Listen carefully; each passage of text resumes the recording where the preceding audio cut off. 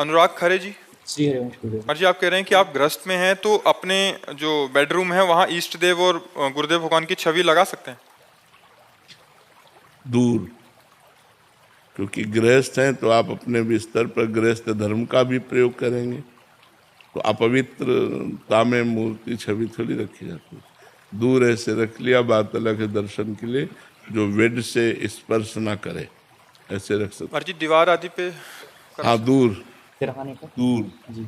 जो बिस्तर का स्पर्श ना करते हो, दूर।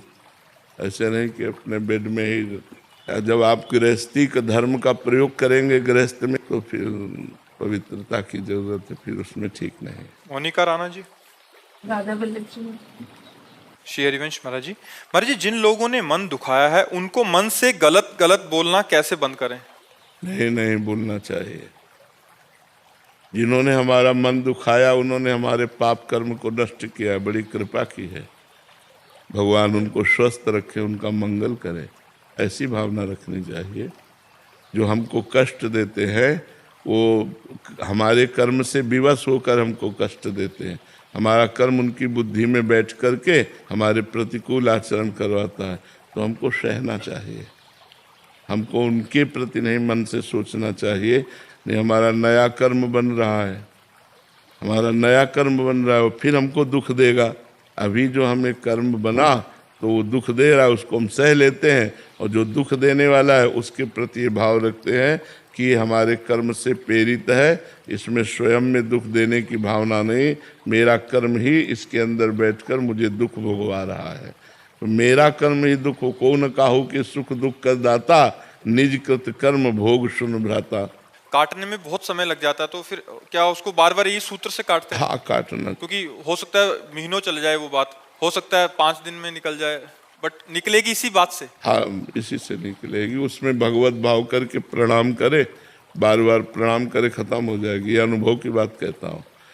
जिससे द्वेष हो, जो हमारा अहित करता हो, जो हमारा अपमान करता हो, अध्यात्म कहता है उस पर भगवत भाव करके यदि बार बार प्रणाम किया जाए तो हमारे पाप कर्म भी नष्ट हो जाएंगे और उससे कभी द्वेष भी नहीं होगा हमारी तरफ से। बाहरी व्यवहार कैसा होना चाहिए उस जने के? उदासीन, न मित्र न शत्रु।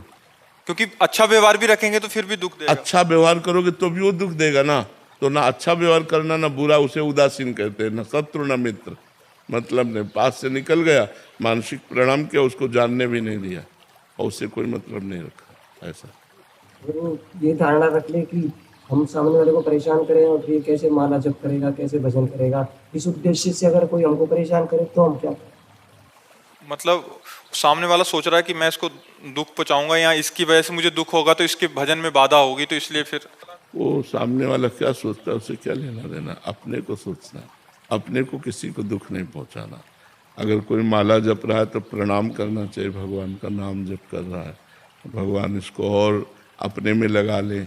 बहुत कठिन है भगवान का भजन करना, किसी के भजन में विघ्न तो डाले ना, और स्वयं जो भजन कर रहा है उसमें विघ्न जो आए उसे सह जाए। यही भजन करने की शैली, तभी आगे बढ़ पाता है।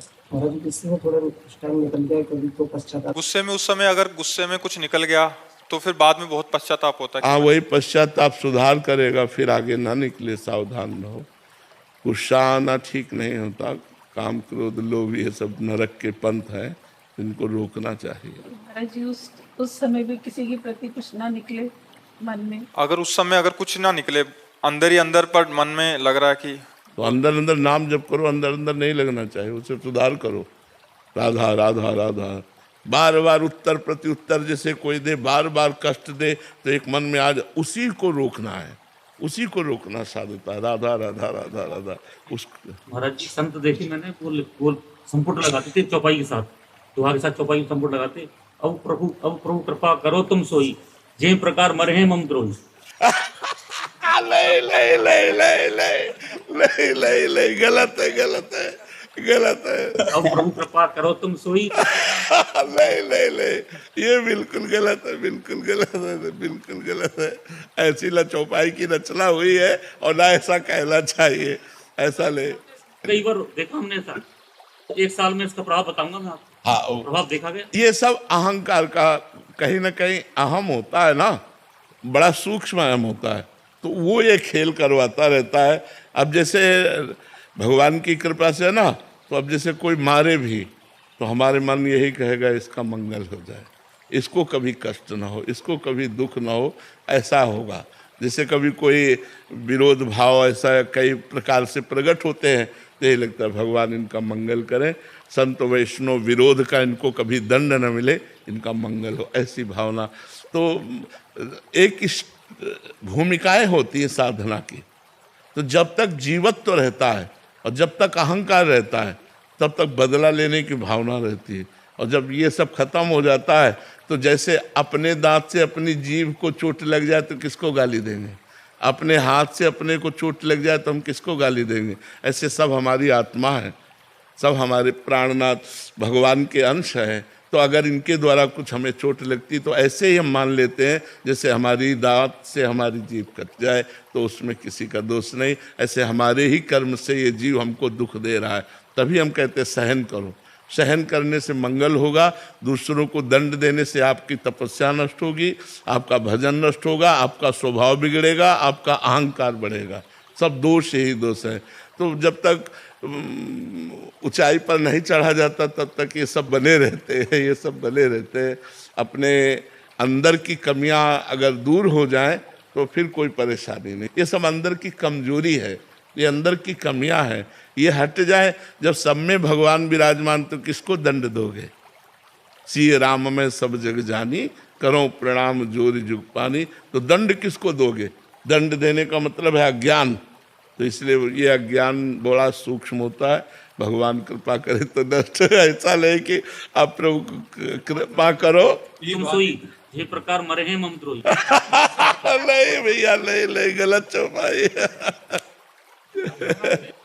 दिलीप भारवानी जी मुंबई से। राधे राधे महाराज जी। महाराज जी, हमने श्री राम सुखदास जी महाराज जी की वाणी जी में सुना था कि संसार से ममता नहीं करनी, प्रेम कर सकते हैं। कृपया ममता और प्रेम में अंतर समझाने की कृपा। ममता देह को लेकर होती है, प्रेम भगवान को लेकर होता है। चाहे उसे ज्ञान भाव से आत्मा कहें और भक्ति भाव से भगवान कहें, योग सिद्धांत से परमात्मा कहें, उसी को पुकारा जाता है। ज्ञानी उसे ब्रह्म कहते हैं, योगी उसे परमात्मा कहते हैं, भक्त उसे भगवान कहते हैं। जब हम चराचर जगत में भगवान जो विद्यमान हैं उनको देख करके भाव करते हैं, उसे प्रेम कहते हैं। और जब हम शरीर को देखकर राग करते हैं तो उसे ममता कहते हैं। ममता जन्म मरण का कारण है और प्रेम जन्म मरण को मिटाने वाला है। जैसे हम कई बार एकांतिक में कहा है कि माता पिता पुत्र पत्नी पति, इन सब से हमारी मोहमयी आसक्ति है। इसी से इनकी सेवा करते हुए भी हमारी दुर्गति नहीं रुकती। यदि इनमें हम भगवत भाव कर लें कि मेरी माँ के हृदय में प्रभु विराजमान है, पिता के हृदय में प्रभु विराजमान है, पत्नी के हृदय में प्रभु विराजमान है, पति के हृदय में प्रभु विराजमान है, तो वही जो राग है, वही जो मोह है, वही तुम्हारे मोक्ष का कारण बन जाएगा। क्योंकि सब में भगवान है। और आप देखते हैं जब भगवान अंतर ध्यान हो जाते हैं तो आप उस शरीर को फूंक देते हैं, जला देते हैं, गाड़ देते हैं या जल में प्रवाह कर देते हैं। उस शरीर से आप प्यार नहीं करते, अनजाने में भी आप प्रभु से ही प्यार करते हैं। क्योंकि जैसे प्रिय पत्नी, अब उसके शरीर से भगवान अंतर ध्यान, तो शरीर से प्यार किया था तो बनाए रखो शरीर को, तो कोई शरीर को नहीं रखता, शरीर को नष्ट कर देता है। उससे पूछो क्यों, तुमने जिससे प्यार किया वो तुम्हारे सामने है। नहीं, बोले वो तो चला गया, अनजाने में भी वो परमात्मा से ही प्यार करता है। तो संत महापुरुषों के वचन है कि सबसे प्रेम करो, ना कि ममता। ममता भगवान के चरणों में करो। सबकी ममता ताग बटोरी, मम पद मन बांध बर डोरी। भगवान कहते हैं जननी जनक बंधु श्रुत दारा तन धन सुहृद धाम परिवारा, सबकी ममता ताग बटोरी, मम पद मन ही बांध बर डोरी। सबकी ममता के तागों को बटोर लो और एक में भरकर एक मन में बांधो और एक मेरे चरणों में बांधो। देखो मन कहाँ जाता है, तो चरणों में बांधने का मतलब है सिय राम में सब जग जानी, करो प्रणाम जोरी जुग पानी। सब में हमारा भगवान विराजमान है, हम भगवत भाव से सबसे प्रेम करें, ना कि ममता करें। किसका प्रश्न था? तो आप समझ पाए प्रभु? कृष्णा जी मथुरा से। राधे राधे। राधे राधे महाराज जी। महाराज जी, आपने एक बार राधा कुंड वाले बाबा जी का प्रसंग सुनाया था, जिनका 12 वर्ष का प्रारब्ध 24 घंटे में पूर्ण हो गया था। तो महाराज जी, आप तो स्वयं प्रेम मूर्ति हैं, आपके दर्शन मात्र से प्रेम भक्ति स्फुरित होती है, तो प्रभु आपका प्रारब्ध इतने वर्षों से क्यों चल रहा है? तो हमारा प्रारब्ध हमको कष्ट नहीं दे रहा है इस कोटि का कि हम कोई सेवा ना कर पाए। अगर ऐसा होता तो विचार भी किया जाता। हमारी दिनचर्या चल रही, भगवान की कृपा से हमारा जो साधन चल रहा है, तो हमें इससे कोई विक्षेप नहीं है, कोई हमें परेशानी नहीं। जैसे मैं 1 बजे रात के जगता हूँ, वैसे 1 बजे रात के जगता हूँ। जैसे जो दिनचर्या वैसे वो दिनचर्या चल रही। थोड़ी बड़ी जो कष्ट की वृत्तियाँ हैं वो भगवान साक्षी भाव से कटा रहे हैं, इसलिए कोई हमें परेशानी नहीं है। हमें ऐसी कोई परेशानी नहीं है जिसमें भगवान से प्रार्थना करें। उन्होंने जितना कष्ट दिया है उससे ज़्यादा आनंद दिया है, तो आनंद कष्ट को दबाए हुए, इसलिए हमें कोई परेशानी नहीं।